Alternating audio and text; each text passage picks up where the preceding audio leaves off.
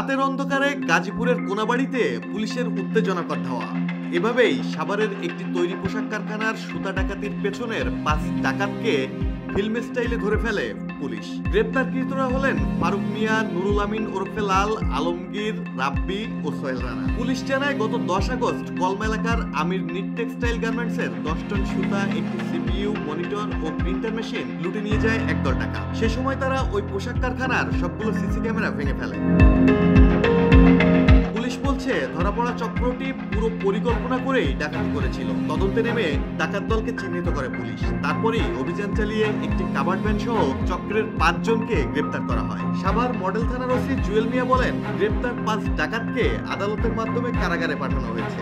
আমাদের বার্তা স্পষ্ট, যে কেউ অপরাধ করলে তার কড়া জবাব দিতে পুলিশ প্রস্তুত রয়েছে বলেও হুঁশিয়ারি করেন ওসি। ডেস্ক রিপোর্ট, জয় জয়।